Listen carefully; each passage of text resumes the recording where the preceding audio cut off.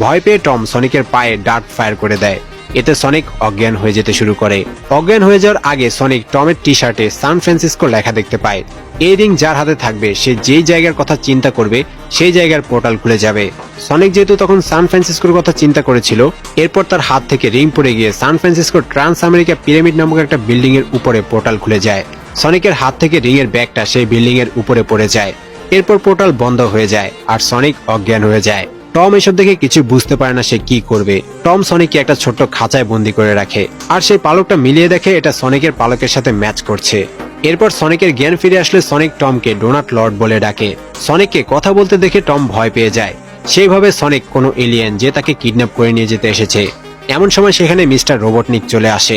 Sonic টমকে বলে mister Robotnik তাকে মেরে ফেলবে, সে মারা যেতে চায় না আর তার পা অনেক দ্রুত কাজ করে, সে চাইলেই পালিয়ে যেতে পারবে। কিন্তু টম তাকে ডাট মেরেছে যার কারণে সনিক এখন হাঁটতেও পারছে না। এসব শুনে টম অনুশোচনা বোধ করে সনিককে বাঁচানোর জন্য রাজি হয়ে যায়। এদিকে ডক্টর রোবটনিক টমের বাড়ির সামনেও সনিকের পায়ের চিহ্ন দেখতে পায়, যেটা সে জঙ্গলে দেখেছিল। এতে রোবটনিক বুঝে যায় সনিক এই বাড়িতেই আছে। টম সনিককে লুকিয়ে রেখে রোবটনিকের সাথে কথা বলতে আসে। রোবটনিক এখানেও টমকে হিউমিলেট করতে শুরু করে আর তার ড্রোনগুলো সার্চ করার জন্য টমের বাড়িতে ঢুকিয়ে দেয়। সেগুলো স্ক্যান করা শুরু করলে সনিক ভয় পেয়ে উপর থেকে নিচে পড়ে যায়। আওয়াজ শুনে রোবটনিক টমের ঘরে ঢুকে যায়। তবে সেখানে গিয়ে দেখতে পায় একটা র‍্যাকুন কেক খাচ্ছে। ফিরে আসার সময় রোবটনিক টেবিলের উপর সনিকের সেই পালকটা দেখতে পায়। এতে রোবটনিক বুঝে যায় সনিক এখানেই আছে। সে টমের দিকে ড্রোন থেকে গান তাক করে সত্যি কথা বলতে বলে। যখনই ড্রোন থেকে ফায়ার হবে তখন সনিক বের হয়ে আসে।